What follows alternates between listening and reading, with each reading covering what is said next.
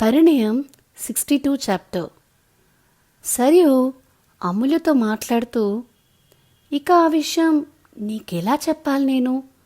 అన్నీకి అప్పటికే ఒకసారి hot stroke వచ్చింది. ఇక వదినకి ఆస్తమా, తట్టుకోగలరా? అందుకే ఏం చెప్పలేదు, నీకు కానీ వాళ్ళకు కానీ. ఎట్ లాస్ట్ వాడికి గతం గుర్తు వచ్చింది. అప్పుడు కూడా వాడు విన్న ఫస్ట్ న్యూస్ వాళ్ళ నాన్నకి హార్ట్ స్ట్రోక్ వచ్చిందని. వాడు వెంటనే క్షణం కూడా ఆగకుండా వచ్చేశాడు. వాడు ఒక మంచి కొడుకు, మంచి అల్లుడు, పెళ్లి చేస్తే మంచి భర్త కూడా అవుతాడు. కానీ వాడికి ఒకటే లోపం, కోపం ఎక్కువ. ఎంతంటే తను అనుకున్న వాళ్ళకి ఏదైనా జరిగితే దానికి కారణమైన వాళ్ళని భూమిద లేకుండా చేసే అంత. ఆ దేవుడి దయ వల్ల వాడికి తగ్గ అమ్మాయి దొరకాలి అని కావాలని అంటుంది సరియు. అమూల్య మనసు బయటపడుతుందా లేదా అని.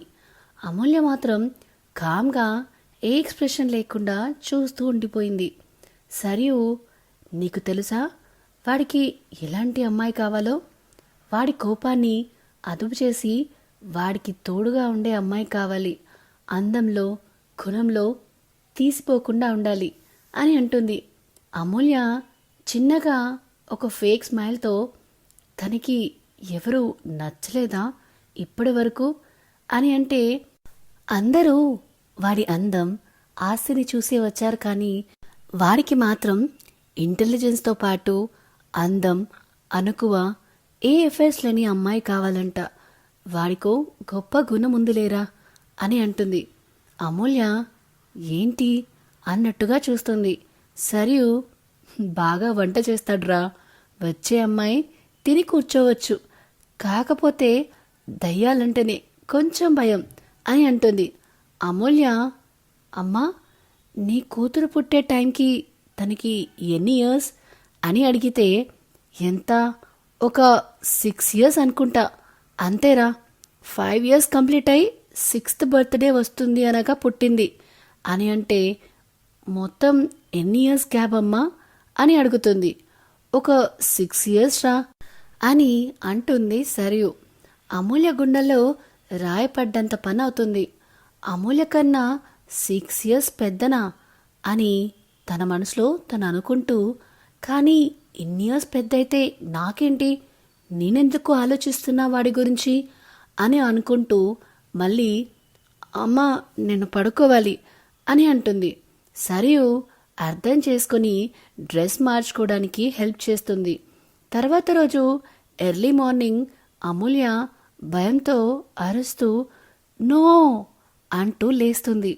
ఆ సౌండ్కి సరియు తన రూంలోకి వచ్చి, ఏమైందిరా అమూల్య అని అడుగుతుంది. వాటర్ అని సైగ చేస్తుంది అమూల్య. వాటర్ ఇస్తుంది సరియు. అమూల్య వాటర్ తాగుతూ తర్వాత సరియు వైపు చూసి, అమ్మా నేనొకటి అడగనా అని అడుగుతుంది. అడుగురా అని సరియు అనగానే, ఆర్యన్కి తన యాక్సిడెంట్ అయినప్పుడు హెల్ప్ చేసింది నేనే అని చెప్పొద్దు ప్లీజ్ అంటుంది అమూల్య. ఎందుకురా అని అడుగుతుంది సరియు. ప్లీజ్ అమ్మా, ఈ ఒక్క ఫేవర్ చేయి చాలు అని అంటుంది అమూల్య.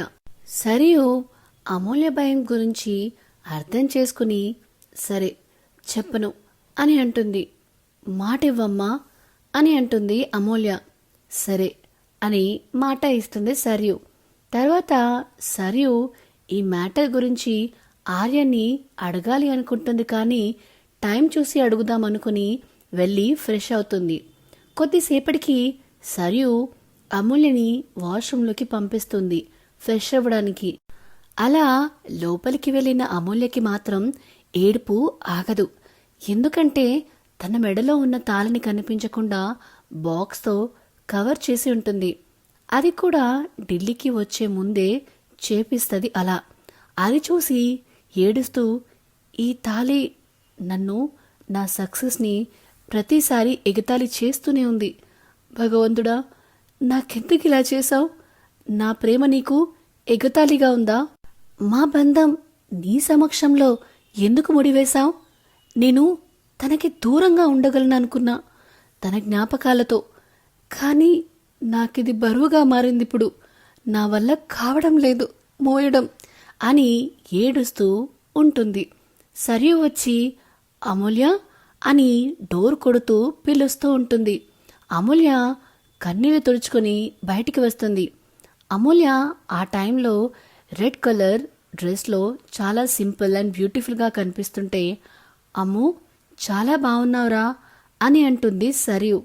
అమూల్య చిన్నగా థ్యాంక్స్ అమ్మా అని అంటుంది. సరే కానీ హాస్పిటల్కి వెళ్దాంరా అని అడుగుతుంది సరియు. అమూల్య సరే అని చెప్పాక ఇద్దరు కలిసి హాస్పిటల్కి బయలుదేరతారు. సో ఇదేనండి పరిణయం 62 చాప్టర్. ఈ వీడియో కనుక మీకు నచ్చినట్టయితే please like, share and comment చేయండి. అలానే ఇలాంటి కొత్త కొత్త కథల కోసం మన ఛానల్ ద నావెల్ డిస్ప్లర్ విత్ విన్యాని సబ్స్క్రైబ్ చేసుకోండి. Thank you. బాయ్.